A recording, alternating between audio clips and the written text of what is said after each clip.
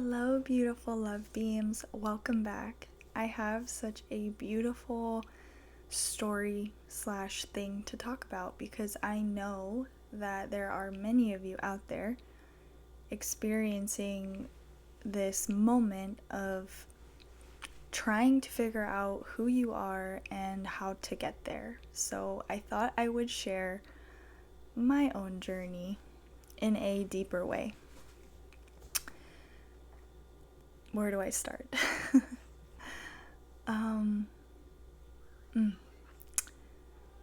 I started this journey in 2020.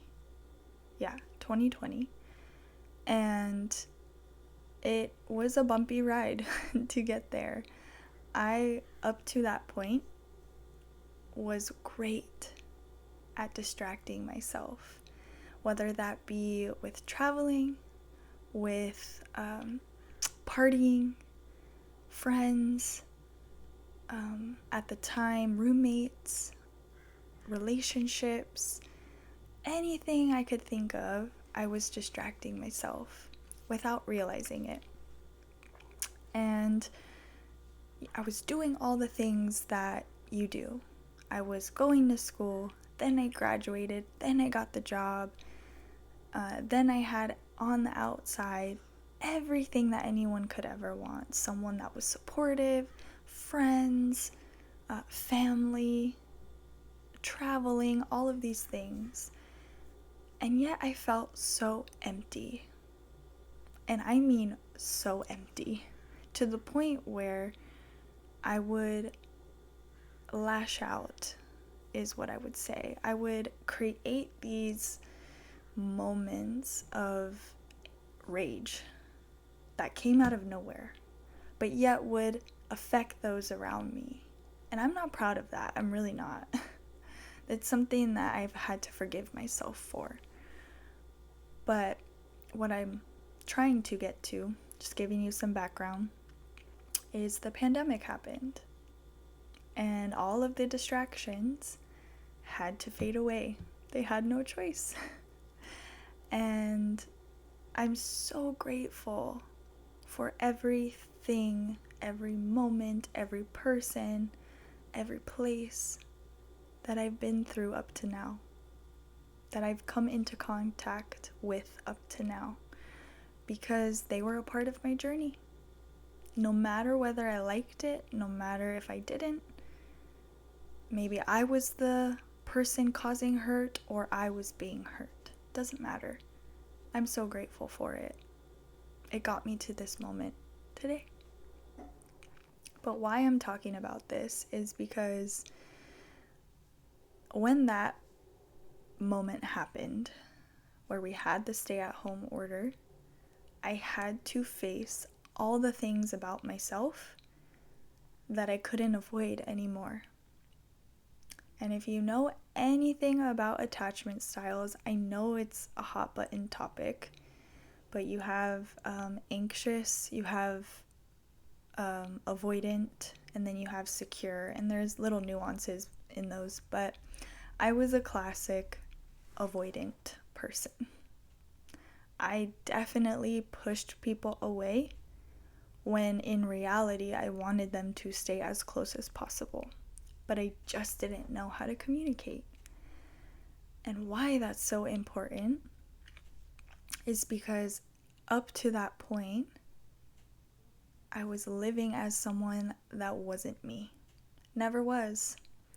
I was living and morphing myself into the person that I needed to be for others. And I know so many of you can resonate with that because I feel like we do it unconsciously sometimes. Oh, yeah, I like the color red, when in fact you really don't like the color red. Or, yeah, I've been there, and you've actually never been there. You know, little things like that. And it's because you want love. It's because you want to be seen, to be heard, to have connection. That's the human experience. We want connection. We want love. But yet, all of that was causing hurt, not only to myself, but to others, to the people, the places, and the things in my life, unconsciously. So there's the difference. It's unconscious. Until we had to stay home, and I had no choice but to see it, but to feel it, and to not distract myself. And don't get me wrong, I went through like another year or 2 years of figuring it out. It didn't just happen overnight. So if you are considering moving through a soul journey, what I did was I found the people that could help me on that journey. Yeah, I was in therapy. Yes, I understood where my eating disorder came from and how to move past it, which I had moved past it for the most part at that time. But I was looking and feeling for something so much deeper than that, because even that couldn't get me to accept that I wasn't living my truth. And even from that moment, it took another 1.5 years, 2 years to get there. Honestly, I don't keep track of time, so I know I should, but I don't.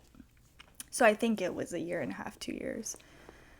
But I wasn't able to communicate. I don't like that. I know that's not me. I don't want to go there. You know what? Like, this is actually what I want to do. Would you be open to that? I couldn't communicate any of that at that time. So what would happen was there were these random blow-ups about stupid things.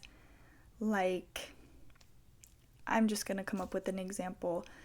A piece of fruit dropped on the floor, and this huge rage monster would come out, because that's what would happen. Something outside of the cyclical journey, the cyclical thing that would happen every day, something would veer off it, and it would totally disrupt everything that I knew how to do. And it was uncomfortable. And so finding the people, places, and things to help me figure out who I am is where I started. I chose to spend the money on me, for me, and it has been the best investment of my life. And I continue to this day spending money on the people, on the services, on whatever it is to get me to love me, to get me to go deeper, to unravel the things I've learned how to be in order to find who I am. I'll spend hundreds of thousands of dollars. I don't care, because it's worth it. And why I bring this up is because I've been there. I've been in the moment where I just can't do it anymore. I can't do it. I can't pretend and distract myself and party and connect with people that I never had I never should have had a connection with. But actually, let me rephrase that, because there are no coincidences. I don't believe in coincidences. The version of me that connected with those people, places, and things was the exact match of who I was at that time. They reflect and reflected back to me where I was still avoiding, where I was not willing to do the work, where I didn't want to see the same things about myself I judged in them. Oh, it's their fault. When in reality, honey, it was me, just like it was in you.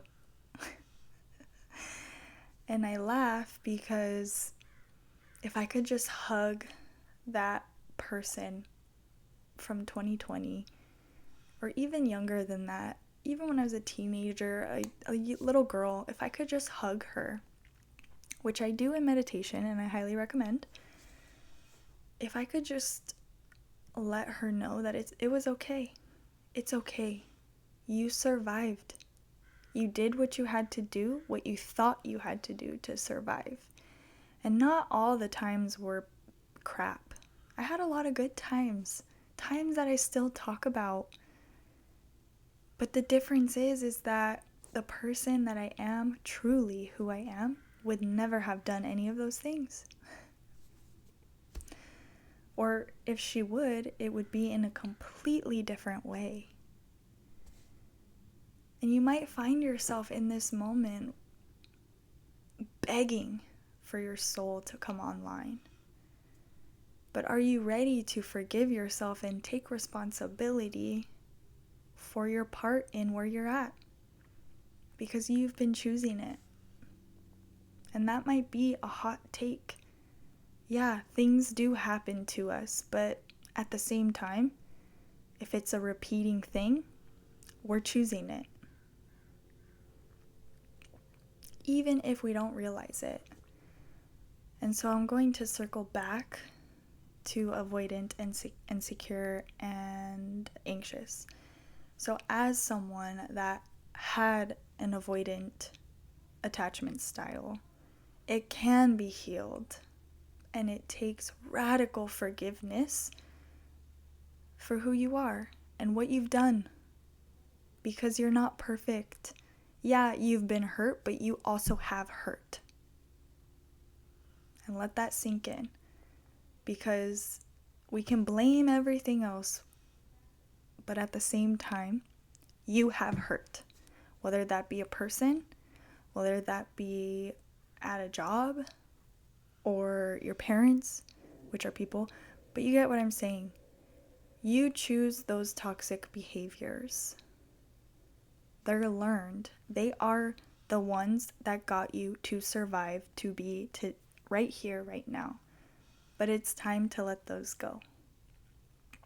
So you can move from avoidant to secure, to anxious to secure. You can. And it takes work, it takes dedication, and some things that I love to do to get me there is invest in the people, places, and things that are going to get me to open up to myself. You know? Whether that be plant medicine for some of us, it's not really my thing. I have sacred appreciation for the moments that it calls, but honestly, it doesn't call me, so I don't do it. It could be coaches, it could be mentors, it could be visiting a sacred site. Maybe you're having this calling of going to Egypt. Okay, go. Why aren't you going? Oh, my life, I just don't have the money, blah, blah, blah. Okay, well, those are excuses. They really are. Because the only thing standing in your way is you. And yeah, life might be lifing. That's normal. You figure it out, you make it work. You take the limits off of yourself. And if I could tell myself in 2020 one thing, I would tell her that the best years of her life are to come, and that they'll only get better from there. The more she opens her heart, the more that she allows her true self to come online, the deeper she's willing to go, the more full her life is without all the stuff. And I'm sharing this part of my journey with you because I've been there. I've wanted someone, anyone, to be there for me that was going through the same thing. And I found someone. I found the mentor that got me there, that held me, that listened, and made me do the work. I did not rely on her to do the work for me. I showed up every day, journaling, meditating, showering, because you can do a meditation in the shower, wash it all away, really, really sitting with myself on a daily basis and letting come up what needed to come up. And they held the space for me to do that. And so, you can do it too. I know it. Your soul is calling you, or else why would you be here? Why would you be on my page if it wasn't? Because I'm here for you. Just like that person was there for me. I'm here for you too. And your life can change. And it could be the best life you've ever lived, because I know mine is. And I'm just like all of you. I want love. I want this big life where all my dreams come true. And the only difference between who I was and who I am now is that I know it's on me. It's not on anyone else. It's on me. I'm the one that'll get me there. Just like you're the one that will get you there. And we can all support each other in those things. But I want you to know that forgiveness is key. Forgiving yourself for all the choices, all the things, all the places that you've been that you wish you didn't, for the times that you've hurt people, and for people hurting you. Forgiveness. It doesn't mean you have to invite those things, those people, those places back into your life, but it just means being at peace with what is. Because that girl in 2020, and I call her a girl because she was not behaving like an adult, that girl in 2020 blamed everyone else, took it out on everyone else, didn't appreciate the people that were really there for her, and didn't appreciate her own self. Fast forward to the woman I am now. I just want to love and hug and tell that girl that she's okay and she'll figure it out, even if she has to let go of everything that she knows to start over. And that was the best decision I ever made. And with that, I love you. Have a great day. Have a great week. And continue with finding the medicine to your soul. Comment if you've made it this far. Comment and tell me your own experience. I want to hear it. I really do. All right. Bye.